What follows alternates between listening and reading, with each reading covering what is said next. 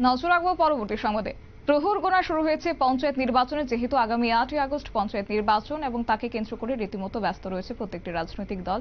তবে গতকাল ছিল মনোনয়নপত্র জমা দেওয়ার শেষ দিন এবং আগামী 22 তারিখ অর্থাৎ 22শে জুলাই মনোনয়নপত্র প্রত্যাহারের দিন। তবে তারই মধ্যে বিশ্রামগঞ্জ সিপাহীজলা জেলা শাসক ডাক্তার সিদ্ধার্থ শিব জয়সওয়াল নেতৃত্বে সর্বদলীয় বৈঠক, জেলা পরিষদের সমস্ত রাজনৈতিক দলের মনোনয়নপত্র জমা দেওয়ার স্ক্রুটিনি শুরু হয়েছে। জেলা পরিষদে বিজেপির পক্ষে 17টি আসনে মনোনয়নপত্র জমা দেওয়া হয়। সিপিএম এর পক্ষ থেকে 16টি আসনে এবং কংগ্রেসের পক্ষ থেকে 15টি আসনে মনোনয়নপত্র জমা দেওয়া হয়েছে বলে খবর রয়েছে। আজ এই নিয়ে বিস্তারিত কি রয়েছে শুনুন।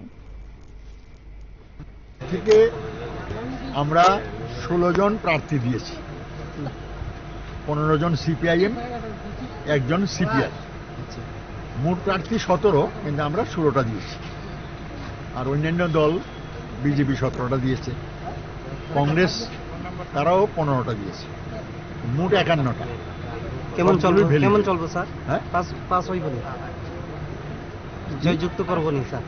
জয়যুক্ত করা সেটা তো জনগণের ব্যাপার। ভোটে দাঁড়ানোর পরে প্রচার করব, যারা যে বেশি ভোট পাবে সে জিতবে, তো আমরা প্রচার করব। যদিও আমাদের নানা রকম রাজনৈতিক অসুবিধা আছে, প্রতিবন্ধকতা আছে, এগুলো কাটিয়ে আমরা চেষ্টা করব মানুষের কাছে প্রচার নিয়ে যাওয়ার জন্য। Okay sir.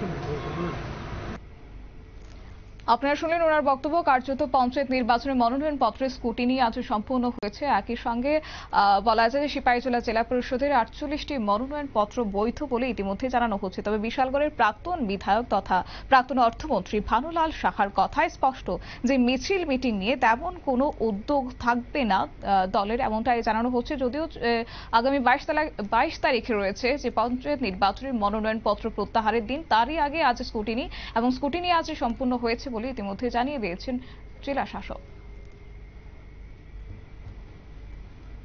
নিয়ে নিচ্ছে ছোট্ট একটি বিজ্ঞাপন বিরতির সঙ্গে থাকুন।